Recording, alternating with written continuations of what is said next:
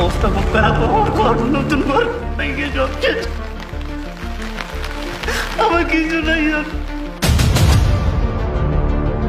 উপর থেকে সরসর করে ঢল নেমে আসছে, এটার কারণেই বন্যা হয়েছে।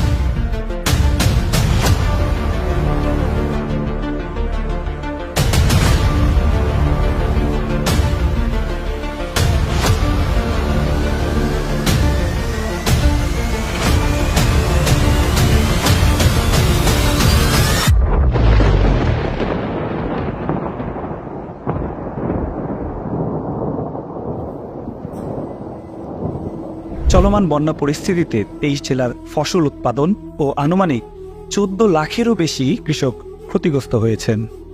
তবে ধানের উৎপাদন নিয়ে যে শঙ্কা তৈরি হয়েছে তাতে জাতীয় খাদ্য সংকট দেখা দিতে পারে বলে ধারণা করা হচ্ছে। তাই বন্যা পরবর্তী সময়ে খাদ্য ও কৃষি খাতে সংকট মোকাবিলায় ড্যাফোডিল ইন্টারন্যাশনাল ইউনিভার্সিটির কৃষি বিজ্ঞান বিভাগের উদ্যোগে টেকসই সমাধানের জন্য নিরলস পরিশ্রম করে যাচ্ছে উদ্যমী আজকের শিক্ষার্থীরা।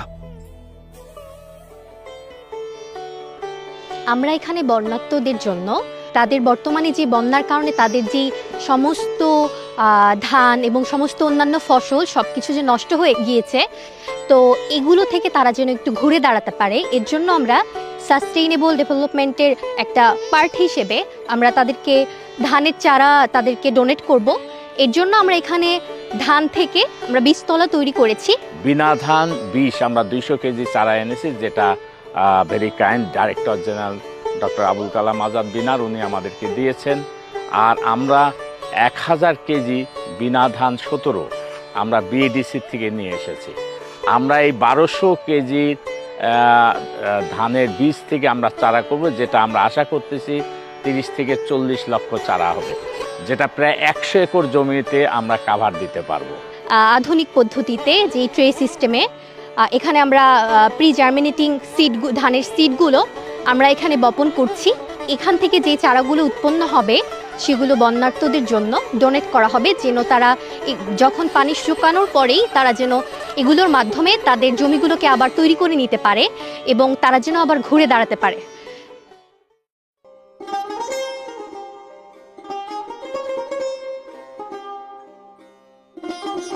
আমাদের বিভিন্ন জায়গায় কৃষকদের অনেক ক্ষয়ক্ষতি হয়েছে, যার মধ্যে রয়েছে ফসল এবং ঘরবাড়ি। যেহেতু আমরা ড্যাফোডিল বিশ্ববিদ্যালয়ের কৃষি বিভাগ, সেহেতু কৃষি বিভাগ হিসাবে আমাদের কিছু দায়িত্ব আছে। সেই দায়িত্ব হিসাবে আমরা একটি উদ্যোগ নিয়েছি, সেটি হলো ফ্লোটিং বীজতলা।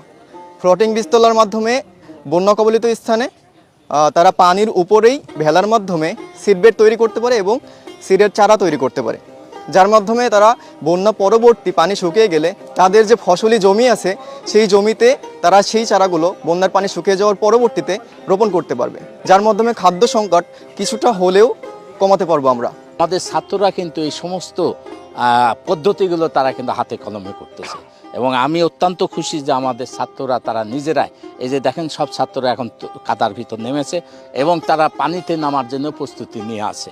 কাজেই তারা প্রচুরভাবে সাংঘাতিকভাবে তারা কিন্তু এখানে ইনভলভ হচ্ছে এবং কঠোর পরিশ্রম করে তাদের মানবতার দিক থেকে তাদের বিবেকের দিক থেকে যে সাহায্য করতে হবে সেই প্রত্যয় নিয়ে কিন্তু তারা কাজ করতেছে। যেহেতু এই সময়টায় এরকম প্রাকৃতিক দুর্যোগ আমাদের কাছে ঘন ঘনই আসছে, তো বরিশাল বা নদীবিদ্যুৎ অঞ্চলগুলোতে, হাওর অঞ্চলগুলোতে কিন্তু এই ফ্লোটিং বীজতলা তৈরির একটা প্র্যাকটিস আমরা জানি, কিন্তু আমাদের ছাত্রছাত্রীরা যেহেতু সবাই ওই অঞ্চলের না, আমরা এটাও তাদেরকে হাতে কলমে একটু শেখানোর চেষ্টা করলাম যে ফ্লোটিং বীজতলা কীভাবে তৈরি করতে হয়। এবং আমার মনে হয় প্রত্যেকটা ছাত্রছাত্রী বিষয়টা খুব এনজয় করতেছে।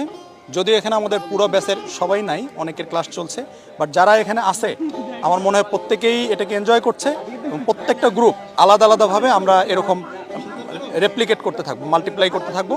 প্রত্যেকটা গ্রুপই এরকম বীজতলা করবে। তো সেক্ষেত্রে আমরা যে 40 লক্ষ চারা একটা প্রাথমিক পরিকল্পনা আমরা নিয়েছি, আশা করা যায় আমরা ওয়েট বীজতলা, তারপরে হচ্ছে ড্রাই বীজতলা এবং হচ্ছে ভাসমান বীজতলা, as well as modern technology যেটা ট্রে সিস্টেমের বীজতলা, আমরা সবগুলোরই কম্বিনেশন আমাদের ছেলেমেয়েদেরকে শেখাচ্ছি, অ্যাজ ওয়েল অ্যাজ বন্যার্তদেরকে পুনর্বাসন করার জন্য আমরা চারাও প্রস্তুত করছি। একই সাথে দুটা কাজ হয়ে গেল, আমাদের লার্নিংটা হয়ে গেল, প্লাস হচ্ছে আমরা বীজতলার জন্য চারা সরবরাহ, পর্যাপ্ত পরিমাণে চারাও সরবরাহ করার একটা প্রক্রিয়া আমরা অবলম্বন করছি।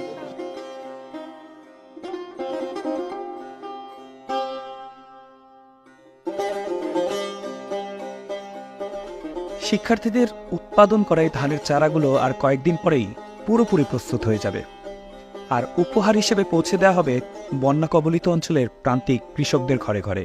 আগামীতেও আমাদের শিক্ষার্থী ও এই প্রজন্মের কান্ডারি সুনাগরিকরা সংকট নিরসনে স্থায়ী ও টেকসই সমাধানের পথে ড্যাফোডিলকে সাথে নিয়েই হাঁটবে, এমনটাই প্রত্যাশা এখন। যে কোনো দুর্দিন ও দুর্যোগে আমরা সবাই এক, আর সবাই মানেই আপনাদের ড্যাফোডিল।